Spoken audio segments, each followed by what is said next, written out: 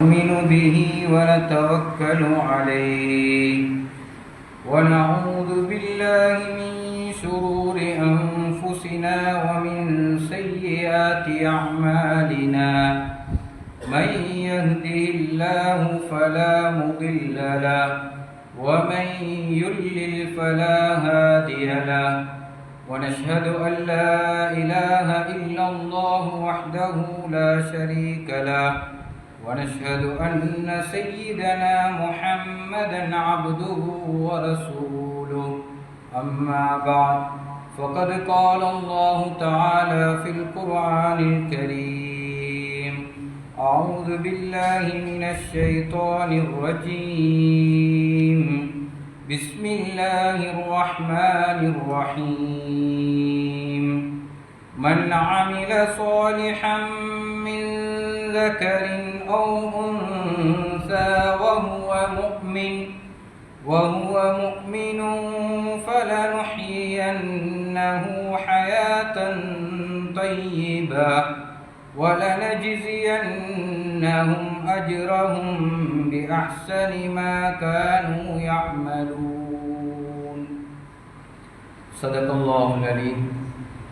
சர்வ புகழும் இவ்வுலகங்களை படைத்து எங்கள் அனைவர்களுக்கும் நேரான வழியை காட்டி இவ்வுலக வாழ்க்கையிலே நிம்மதியாகவும் சந்தோஷமாகவும் வாழ வைத்திருக்கக்கூடிய ஏகநாயன் அல்லாஹ்வுக்கு சுப்ஹானஹு தஆலாவுக்கே புகழ் அனைத்தும் உரித்தாகட்டும். அல்ஹம்துலில்லாஹ்.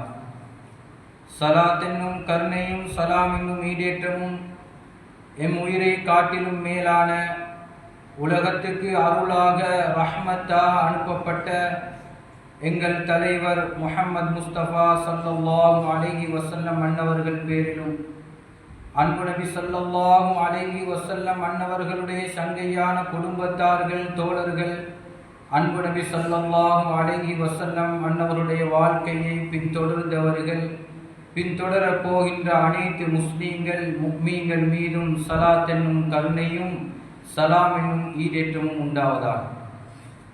புனித ஜும்மாவுடைய கடமையை நிறைவேற்றுவதற்காக அல்லாஹுடைய மாளிகையிலே இத்திகாஃப் நியத்தோடு வீட்டிருக்கும் அல்லாஹின் நல்லடியார்களே, அன்பின் இஸ்லாமிய சகோதரர்களே, அல்லாஹ்வுக்கு சுப்ஹானஹு தஆலா நமது வாழ்க்கையில் எந்த விடயங்களை எடுத்து நடக்குமாறு ஏவிருக்கிறானோ அப்படியான நன்மையான காரியங்களை வாழ்க்கையில் முடியுமான அளவு எடுத்து நடக்கும்படியும் எவைகளிலிருந்து தவிர்ந்து நடந்து கொள்ளுமாறு எச்சரித்திருக்கிறானோ தடை செய்திருக்கிறானோ அப்படியான பாவமான காரியங்களிலே இருந்து நாமும் முற்று முழுதாக தவிர்ந்து நடப்பதோடு நமது குடும்பத்தார்களையும் பாதுகாத்து கொள்ளுமாறு ஆரம்பமாக அடியனுக்கும் அப்பால் உங்கள் அனைவர்களுக்கும் நல்லுபதேசம் செய்து கொள்கின்றேன்.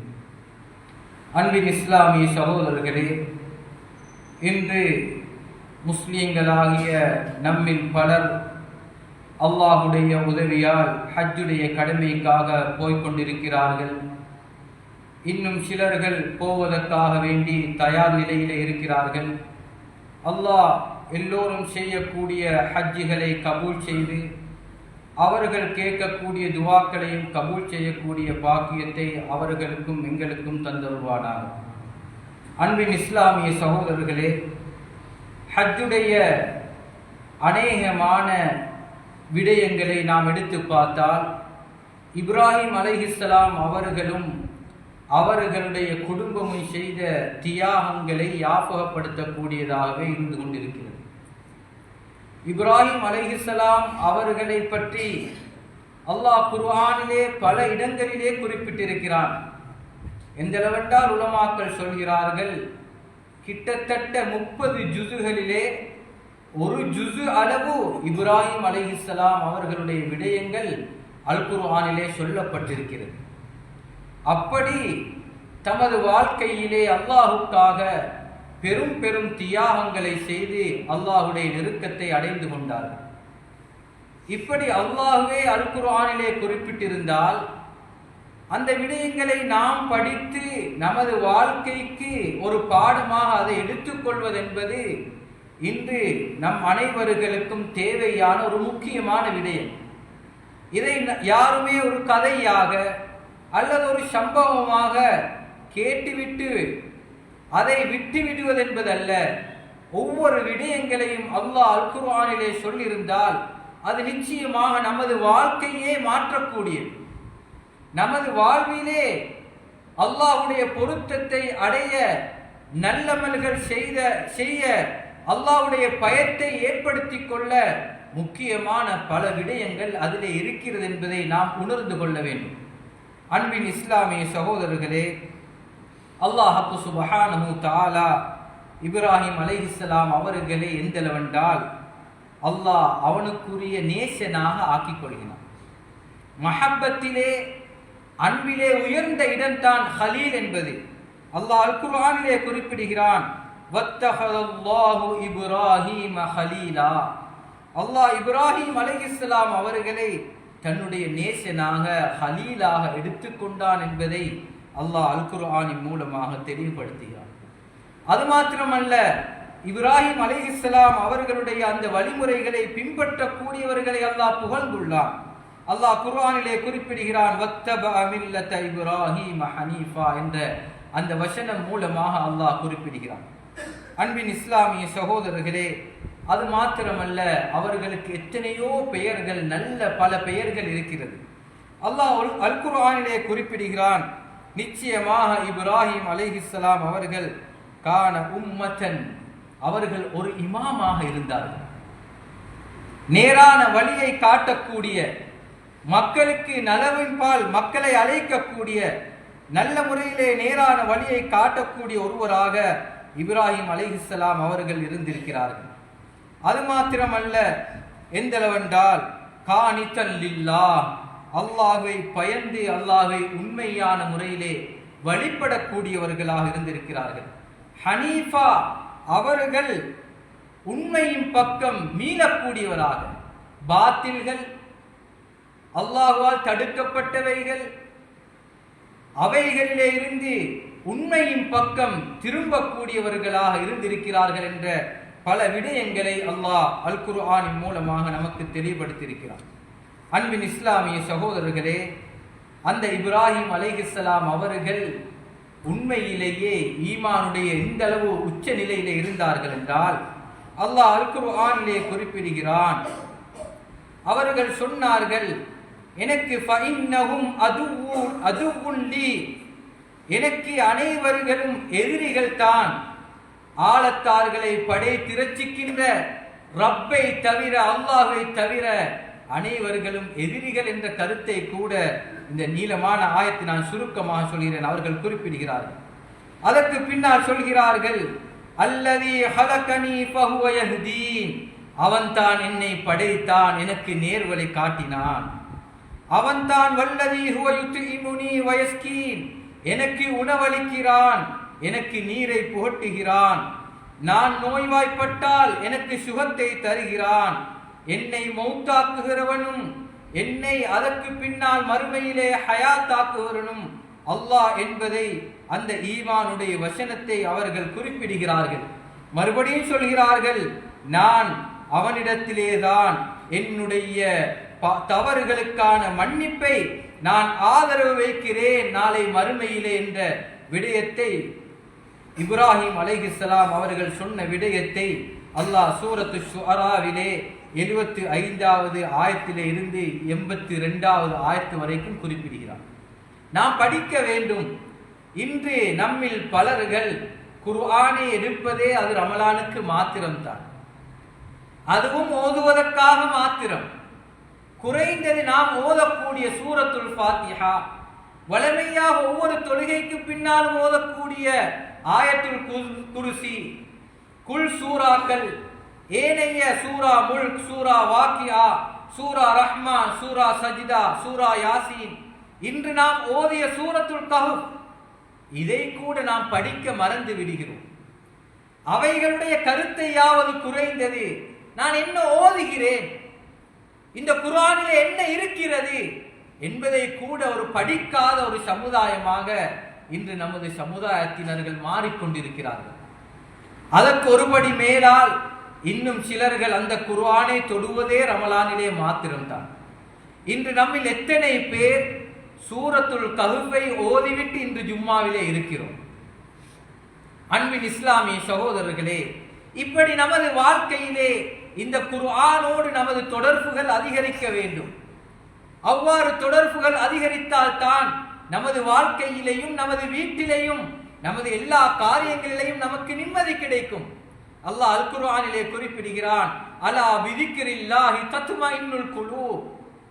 அறிந்து கொள்ளுங்கள், அல்லாஹ்வுடைய ஜிக்ரின் மூலமாகத்தான் உள்ளங்கள் அமைதி பெறும்.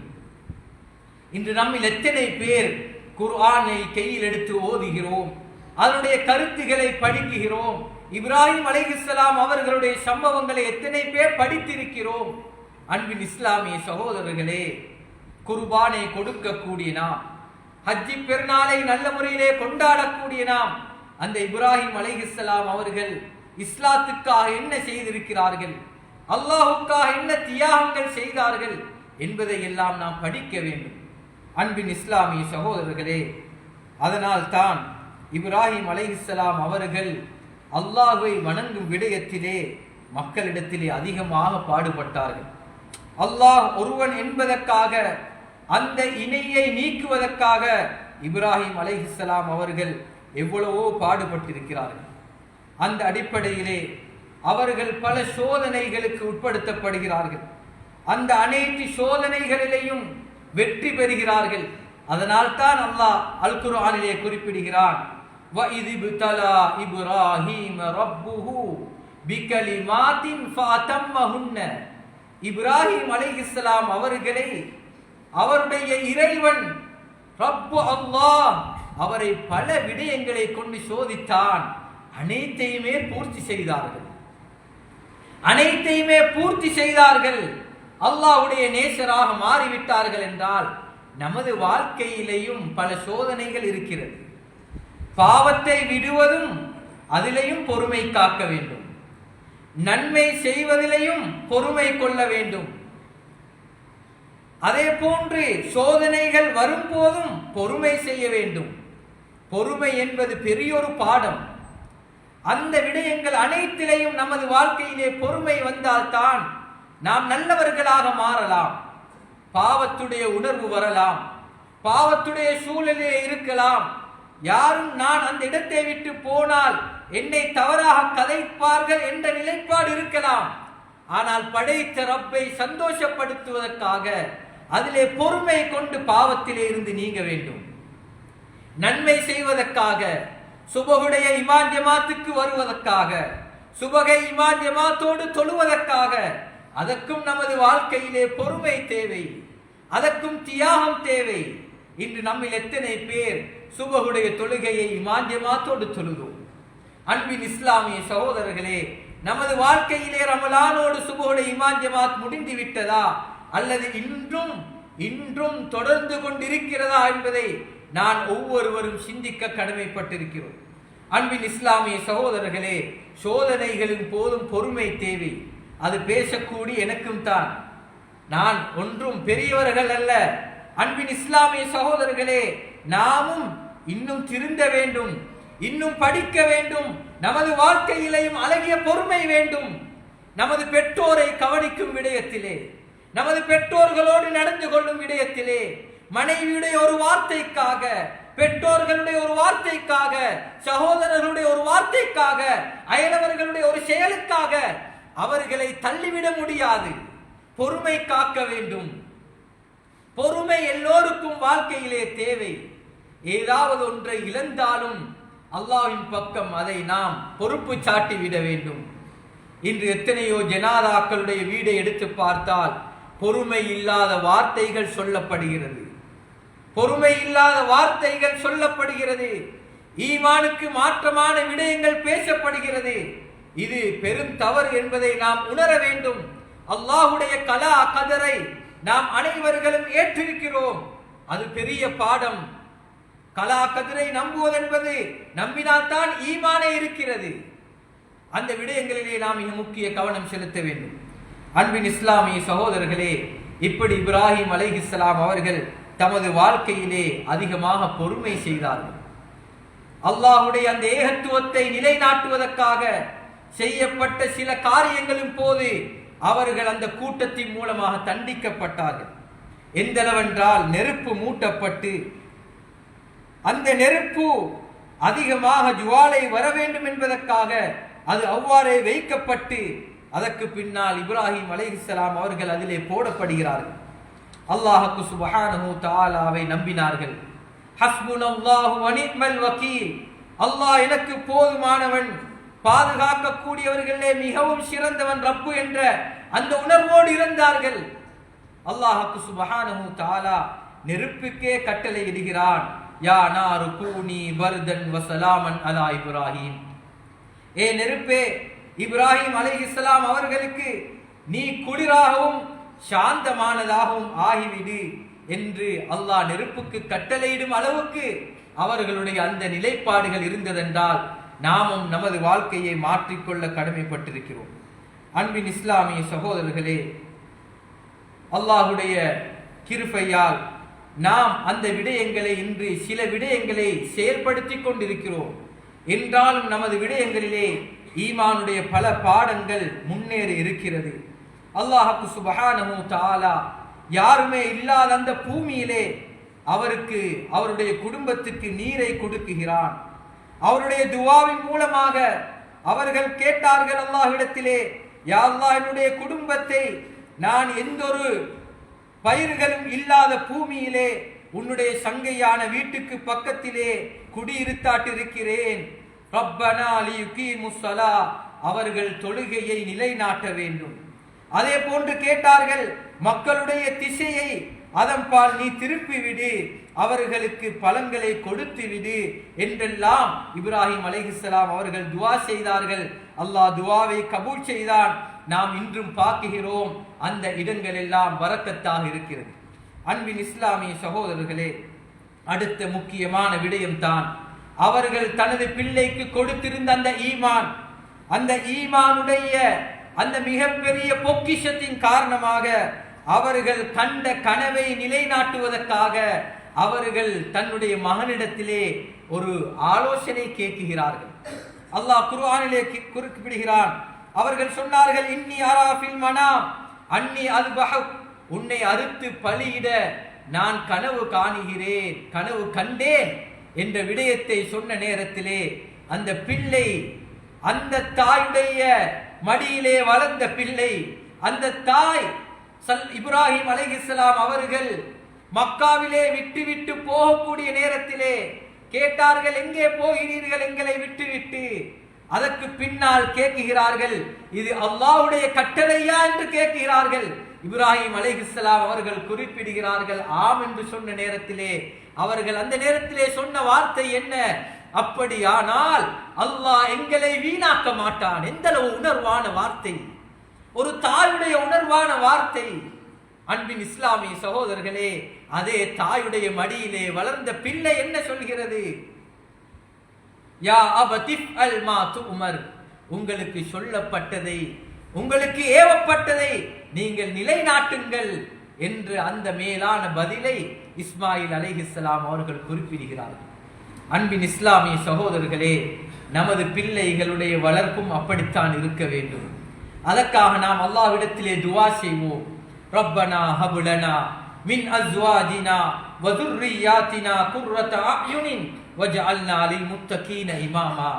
யா அல்லாஹ், எங்களுடைய மனைவிமார்களிடத்திலே இருந்தும் எங்களுடைய பிச்சரங்களிடத்திலே இருந்தும் எங்களுக்கு கண் குளிர்ச்சி தா என்ற அந்த துஆவை நாம் மறக்காமல் ஒவ்வொரு தொழுகைக்கு பின்னாலும் அல்லாஹ்விடத்திலே கெஞ்சி கேட்போமாக இருந்தால், நமது மனைவி, நமது பிள்ளைகள் தீன் இருந்தால் அந்த தீனின் மூலமாக நிம்மதியாக வாழ்வோம். அன்பின் இஸ்லாமிய சகோதரர்களே, எத்தனையோ பெற்றோர்கள் தனது பிள்ளைகளுக்காக 4 பிள்ளை அல்லது 5 பிள்ளை அல்லது 3 பிள்ளை இப்படியான நமது பிள்ளைகளுக்காக காணி வாங்குகிறார்கள், வீடு கட்டி கொடுக்குகிறார்கள். அதற்கு பின்னால் அவர்கள் ரோட்டிலே இருந்த சம்பவங்கள் இருக்கிறது. அவர்கள் இன்று ரோட்டிலே இருக்கிறார்கள். இன்னும் சில பிள்ளைகள், அவர்கள் பிள்ளைகள் அமெரிக்காவிலே 2 பேர்கள், கனடாவிலே அல்லது 2 பேர்கள், இப்படி வெளிநாடுகளிலே பிள்ளைகள் இருக்கிறார்கள். தீனை கொடுக்க மறந்தார்கள், இஸ்லாத்தை கொடுக்க மறந்தார்கள். அல்லாஹ் பாதுகாக்க வேண்டும் என்று மற்றவர்களிடத்திலே சோத்து பாசல் கேட்கிறார்கள். அன்பின் இஸ்லாமிய சகோதரர்களே, பிள்ளைகளுக்கு தீனை கொடுத்தால் தான் நிம்மதி கிடைக்கும். தீனுக்கு மாற்றமாக எங்கேயும் நிம்மதி கிடைக்காது. வசதி இருக்கலாம், வாய்ப்புகள் இருக்கலாம், வாகனம் இருக்கலாம், ஆனால் நிம்மதி கிடைக்காது. பிள்ளைகளுக்கு தீனை கொடுப்போம். இஸ்மாயில் அலைஹிஸ்ஸலாம் அவர்கள் அன்றும் ஒரே பதிலை சொன்னார்கள். அது மாத்திரமல்ல, திருமணம் முடித்ததின் பின்னாலும் ஒரு சந்தர்ப்பத்திலே இப்ராஹிம் அலைஹிஸ்ஸலாம் அவர்கள் இஸ்மாயில் அலைஹிஸ்ஸலாம் அவருடைய வீட்டுக்கு போகிறார்கள். வீட்டிலே இஸ்மாயில் அலைஹிஸ்ஸலாம் இல்லை. மனைவியிடத்திலே எப்படி என்று விசாரிக்கிறார்கள். அவர்கள் சில தவறான பதில்களை சொன்னதின் பின்னால் இப்ராஹிம் அலைஹிஸ்ஸலாம் அவர்கள் சொன்னார்கள், வந்தால் சலாம் சொல்லுங்கள், வீட்டு படியை மாற்றிக்கொள்ளுமாறு சொல்லுங்கள் என்று சொல்லிவிட்டு போய்விட்டார்கள். இஸ்மாயில் அலைஹிஸ்ஸலாம் வந்ததின் பின்னால் மனைவியும் நடந்த விடயங்களை சொல்லுகிறாள். அந்த நேரத்திலே இஸ்மாயில் அலைஹிஸ்ஸலாம் அவர்கள் சொன்னார்கள், வீட்டு படி என்றால் நீ தான், உன்னை மாற்ற சொல்லி இருக்கிறார்கள், உன்னை நான் தலாக் சொல்லி விடுகிறேன், குடும்பத்தோடு போய் சேர்ந்து விடு. அந்த பிள்ளையுடைய வார்த்தை பாருங்கள். அன்றும் என்னை அறுத்து பலியிடுங்கள் என்ற அடிப்படையிலே ஏற்றுக்கொண்டார்கள். திருமணம் முடித்ததின் பின்னாலும் தந்தையுடைய ஒரு வார்த்தை அது முன்னிலையிலே சொல்லவில்லை. அந்த வார்த்தையை அறிந்து பெற்றோர்களை மறித்தார்கள். அன்பின் இஸ்லாமிய சகோதரர்களே, நாம் பிள்ளைகளை அப்படி வளர்ப்போம். அது மாத்திரமல்ல, நாம் அடைய போகின்ற துல்ஹஜ் மாதத்துடைய முதல் 10 நாட்கள் அது சிறப்பான நாட்கள். அதை பற்றி இன்ஷா அல்லாஹ் வருகிற ஹுத்பாவிலே கூறுவார்கள். என்றாலும் ஓரிரு விடயத்தை தொடுகிறேன். அல்லாஹ் குறிப்பிடுகிறான், நீங்கள் அந்த நாட்களிலே அல்லாஹ்வை திக்ர் செய்யுங்கள், அல்லாஹ்வுடைய பெயரை சொல்லி திக்ர் செய்யுங்கள். நபி ஸல்லல்லாஹு அலைஹி வஸல்லம் அவர்கள் ஹதீஸிலே சொன்னார்கள், அந்த தினங்களிலே நீங்கள் மினத் தஹ்லீல் வத் தக்பீர் வத் தஹ்மீத், லா இலாஹ இல்லல்லாஹ், அல்லாஹு அக்பர், அல்ஹம்துலில்லாஹ் இந்த தஸ்பீஹ்களை அதிகமாக சொல்லுங்கள். திக்ர் தேவை. திக்ர் இன்று இல்லாமல் போய்விட்டது. அல்லாஹ்வை திக்ர் செய்ய வேண்டும். அதிகமாக அல்லாஹ்வை திக்ர் செய்வதன் மூலமாகத்தான் நமது உள்ளங்கள் அமைதி பெறும். குர்ஆன் திக்ர், அல்லாஹ்வை திக்ர் செய்வது திக்ர், அல்லாஹ்வை பற்றி பேசுவதும் அல்லாஹ்வை ஞாபகம் செய்வதும் ஸலவாத் ஓதுவது, இப்படியான பல விடயங்கள் இருக்கிறது. நாம் அல்லாஹ்வை அதிகமாக திக்ர் செய்வோம். நமது உள்ளங்கள் அமைதி பெறும், நிம்மதி கிடைக்கும். அன்பின் இஸ்லாமிய சகோதரர்களே, அடுத்த முக்கியமான விடயம்தான் உல்ஹியாவுடைய அமல். இது லேசான ஒரு அமல் கிடையாது. அல்லாஹ் அல் குர்ஆனிலே குறிப்பிடுகிறான், ஃபஸல்லி லிரப்பிக வன்ஹர். உலமாக்கள் குறிப்பிடுகிறார்கள், நீங்கள் அல்லாஹ்வை தொழுது, அதாவது துல்ஹஜ்ஜுடைய ஈதுல் அல்ஹாவுடைய பெருநாளை தொழுதுவிட்டு நீங்கள் குர்பானி கொடுங்கள் என்பதுதான் இதனுடைய அர்த்தம் என்பதாக சில உலமாக்கள் குறிப்பிடுகிறார்கள். அது மாத்திரமல்ல, அல்லாஹ்வுக்கு சுப்ஹானஹு தஆலா அல் குர்ஆனிலேயும் இந்த குர்பானுடைய விடயங்களை பற்றி அல்லாஹ் குறிப்பிட்டிருக்கிறான். அன்பின் இஸ்லாமிய சகோதரர்களே, பொதுவாகவே வமன் யுஅல்லிம் ஷஆயிரல்லாஹ் ஃபஇன்னஹா மின் தக்வல் குலூப், அல்லாஹ்வுடைய அடையாள சின்னங்களை கண்ணியப்படுத்துகிறார்களோ அது அவர்களுடைய உள்ளத்திலே தக்வா இருக்கிறது என்பதற்கு அர்த்தம். அல்லாஹ்வுடைய பயம் உள்ளத்திலே இருக்கிறது என்றால் அவர்கள் அல்லாஹ்வுடைய அடையாள சின்னங்களை கண்ணியப்படுத்துவார்கள். அப்படி அடையாள சின்னங்கள் நிறைய இருக்கிறது. இன்று அவைகள் எல்லாம் புறக்கணிக்கப்படுகிறது. அல்லாஹ்வுடைய மஸ்ஜித், அல்லாஹ்வுடைய அடையாள சின்னம், அது கண்ணியப்படுத்தப்பட வேண்டும். அதிலே நாம் நினைத்ததெல்லாம் பேசி முடிக்க முடியாது. அல்லாஹ்வுடைய கலாம், அன்பின் இஸ்லாமிய சகோதரர்களே, அப்படியாக பல விடயங்கள். இன்று அல்லாஹ்வுடைய பெயர்களுக்கு கூட கண்ணியம் கிடையாது. கல்யாண இன்விடேஷன் அடிக்கும் போது, சில பேர் கலண்டர் அடிக்கும் போது எல்லாம் குர்ஆன் ஆயத்து, பிஸ்மி, துஆ, அல்லாஹ்வுடைய பெயர். அன்பின் இஸ்லாமிய சகோதரர்களே, வரக்கூடியவர்களிடத்திலே துஆ செய்ய செல்லுங்கள், துஆ செய்யுமாறு கேட்டுக்கொள்ளுங்கள். இந்த காடிலே அல்லாஹ்வுடைய பெயரை அடிக்க வேண்டாம். அது ஊத்தை பக்கத்திலே வீசப்படுகிறது. எவ்வளவு பரிதாபம்! கலண்டர்களிலே குர்ஆன் ஆயத் ஹதீஸ் அடிக்கப்படுகிறது, அது ஊத்தைகளிலே போடப்படுகிறது. அதை நாம் கண்டும் காணாமல் போனால் நாம் எவ்வளவு குற்றவாளிகள்! நாமே அடித்து விட்டால் எவ்வளவு குற்றவாளிகள்! பேரை மட்டும் போட்டு அடியுங்கள், கலண்டரிலே டேட்டை மட்டும் போடுங்கள், கௌரவப்படுத்துங்கள். அன்பின் இஸ்லாமிய சகோதரர்களே, ஒரு இமாமுக்கு நேர்வழி கிடைத்ததே அல்லாஹ்வுடைய பெயரை கண்ணியப்படுத்தியதால்தான். அதே போன்று நிறைய இருக்கிறது சொல்வதற்கு, சுருக்கமாக முடித்துக் கொள்கிறேன். இஸ்லாத்துடைய அடையாள சின்னங்கள், அல்லாஹ்வுடைய அடையாள சின்னங்களிலே ஒன்றுதான் குர்பான். இந்த குர்பானுடைய விடயத்திலே கண்ணியமாக நடந்து கொள்ள வேண்டும். இதை ஆசையோடு கொடுக்க வேண்டும். அன்பின் இஸ்லாமிய சகோதரர்களே, நபி ஸல்லல்லாஹு அலைஹி வஸல்லம் அன்னவர்கள் குறிப்பிட்டார்கள், யாரிடத்திலே வசதி இருந்து அவர் உல்ஹியா கொடுக்கவில்லை என்றால் அவர் நாங்கள் தொழக்கூடிய இடத்துக்கு வர வேண்டாம், நெருங்க வேண்டாம் என்ற கருத்தை சொல்கிறார். வசதி இருக்கக்கூடியவர்கள் அல்ஹம்துலில்லாஹ், அல்லாஹ் தந்திருக்கிறான். திருமண வைபவங்களுக்கு எவ்வளவு செலவழிக்கிறோம். இன்று ஒரு ட்ரிப்புடைய ஒரு நைட் 70,000 80,000 அதற்கு மேலால் செலவழிக்கிறோம். வாகனத்துக்கெல்லாம் எவ்வளவோ கொடுக்கிறோம். ஆனால் படைத்த ரப்பை சந்தோஷப்படுத்த இப்ராஹிம் அலைஹிஸ்ஸலாம் அவர்கள் தன்னுடைய மகனை அறுப்பதாக கனவு கண்டு அறுக்க முன் வந்த அந்த மேலான அமலை நாம் நமது வாழ்க்கையிலே செய்யவில்லை என்றால், அதை செய்ய ஆசைப்படவில்லை என்றால், அன்பின் இஸ்லாமிய சகோதரர்களே, நாம் உலோபிகள், கஞ்சர்கள். செய்வோம் எல்லோரும். இன்னும் தினம் இருக்கிறது. பணத்தை சேகரிப்போம். மாமிசத்தை வாங்க வைத்த, மீன் வாங்க வைத்த பணங்களை சேகரிப்போம். ஒரு 1000 ரூபாய் 1500 ரூபாவை இன்றையே சேகரித்தால் இன்னும் ஓர் 20 நாட்களிலே இன்ஷா அல்லாஹ் ஒரு 35-40 வந்துவிடும். சந்தர்ப்பங்கள் இன்று இருக்கிறது. பல இடங்களிலே கூட்டு உள்கியா நிறைவேற்றப்படுகிறது. இதிலே எப்படி யாருக்கு சேர முடியும்? நாம் எல்லாம் ஆசை இருக்கிறது. இதற்கு முன்னால் சேர முடியாத ஒரு நிலைமை. ஒவ்வொருவரும் குடும்பங்கள் சேர்ந்து கொடுத்தார்கள். இன்று மஸ்ஜிதிலே ஒரு நிலைமை ஏற்படுத்தப்பட்டிருக்கிறது. சங்கங்கள் மூலமாக ஏற்படுத்தப்பட்டிருக்கிறது. அல்ஹம்துலில்லாஹ், பெரிய பாக்கியம். இன்றைய இந்த வருடம் நாம் கொடுக்க வேண்டும். இன்ஷா அல்லாஹ் இன்று மஸ்ஜிதிலே இருக்கக்கூடிய அனைவர்களும், முடியுமான வசதி உள்ளவர்கள் அனைவர்களும் நியத்து வைப்போம்.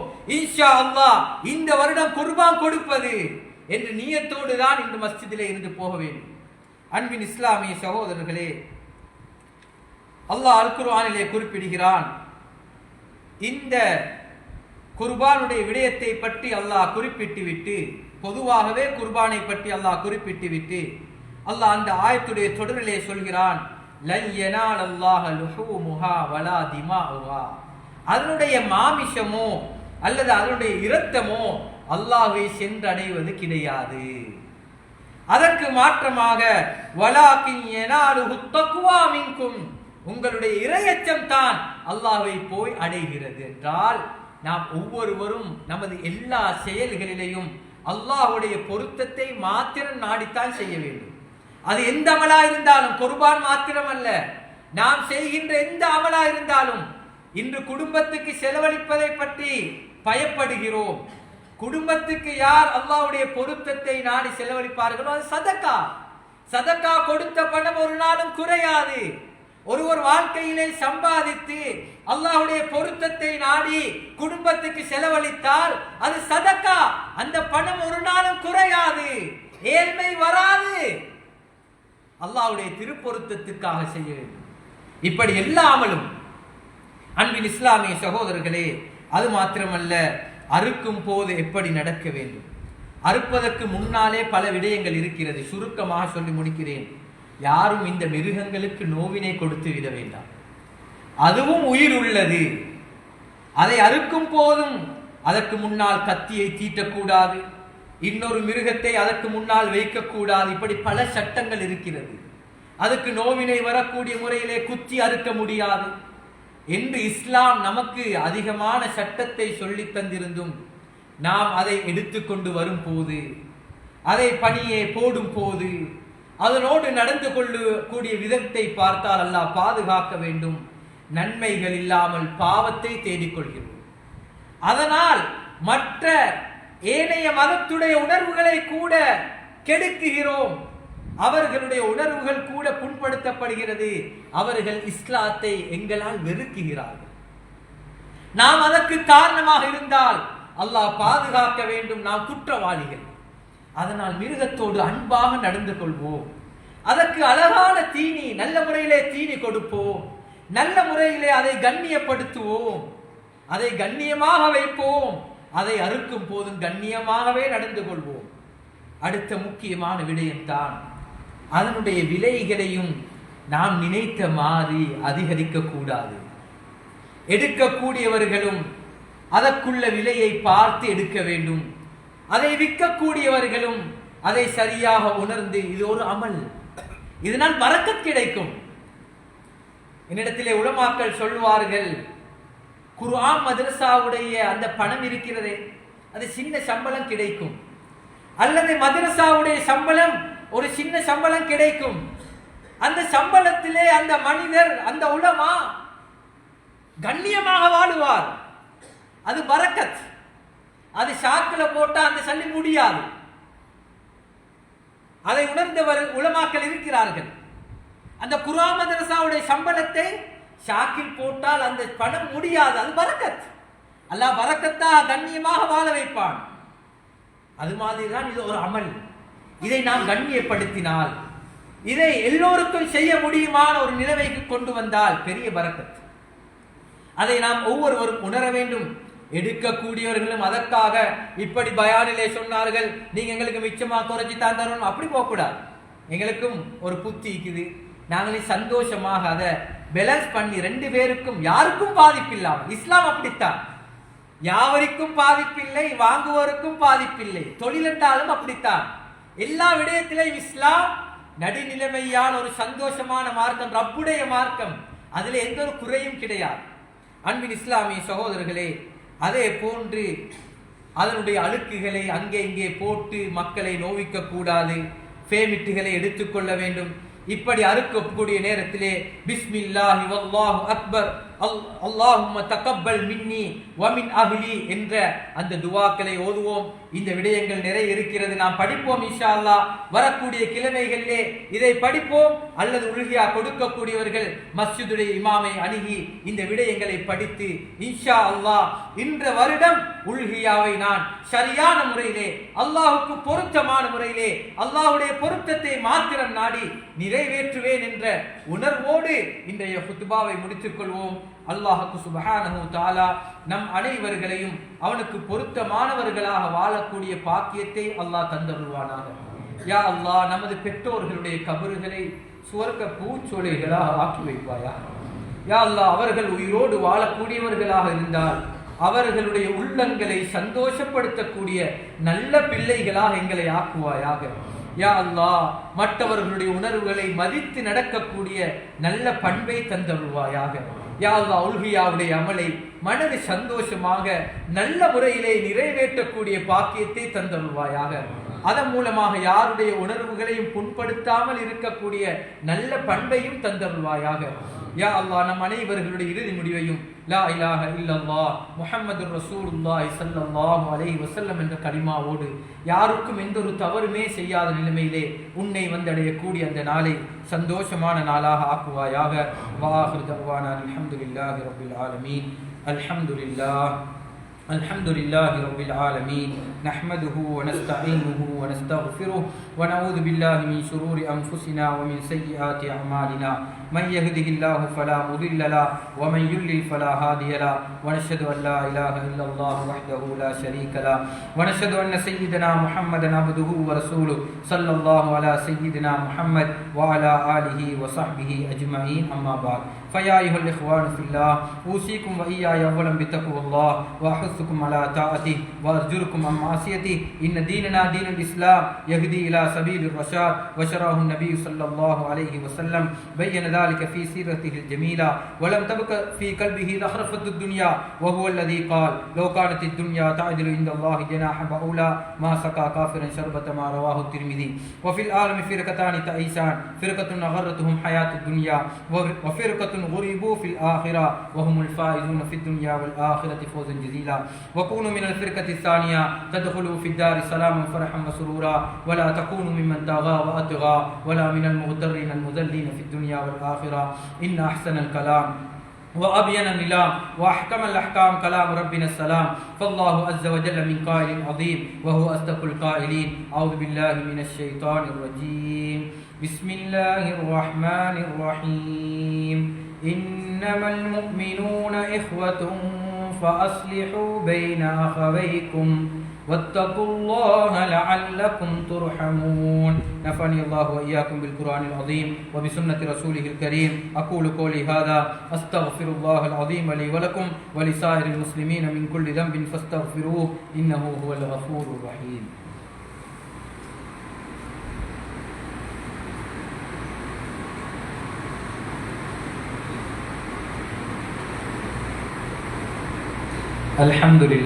الحمد لله الذي أرشدنا إلى صراط مستقيم والذي أنعم علينا بدينه التكريم وأشهد أن لا إله إلا الله وحده لا شريك له وأشهد أن سيدنا محمدا عبده ورسوله صلى الله وسلم على رسوله الأمين سيدنا محمد وعلى آله وصحبه ومن تبعهم بإحسان إلى يوم الدين أما بعد فيا أيها الإخوان في الله اتقوا الله وأطيعوه وإن أكرمكم عند الله أتقاكم إن الله أعطانا العقل وأمرنا بالتفكير به في خلقه وقد جعل الله ليلا ونهارا وكل منهما يجري على تدبيره وتقديره فإذا أدبر الليل أقبل النهار وإذا أدبر النهار أقبل الليل فيجب علينا أن نتأمل في هذا من يفعل هذا وما قاعدة هذا ولمن قاعدة هذا فيا أيها الإخوان في الله اعبدوا الله حق عبادته هذه غاية الأهداف وتفكروا في خلق الله واتقوه في جميع الأوقات ولا تهملوا لحظة ما في اتباع الشهوات واتبعوا كتاب الله وسنة رسوله صلى الله عليه وسلم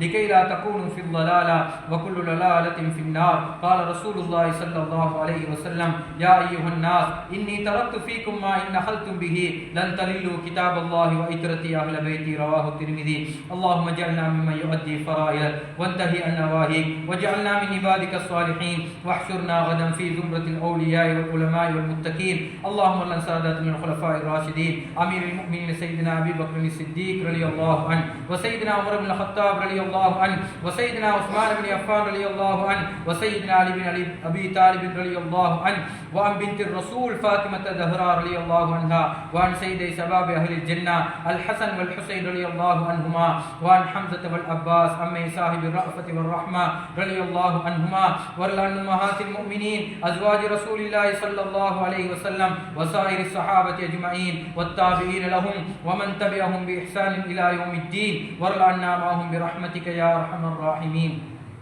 اللهم اغفر للمؤمنين والمؤمنات والمسلمين والمسلمات الأحياء منهم والأموات إنك قريب مجيب الدعوات اللهم اجرنا من النار اللهم اجرنا من النار اللهم اجرنا من النار ولا تجعلنا من حطب النار فإنها بئس الدار وبئس المثوى وبئس القرار ربنا اغفر لنا ولإخواننا الذين سبقونا بالإيمان ولا تجعل في قلوبنا غلا للذين آمنوا ربنا إنك رؤوف رحيم إن الله يأمر بالعدل والإحسان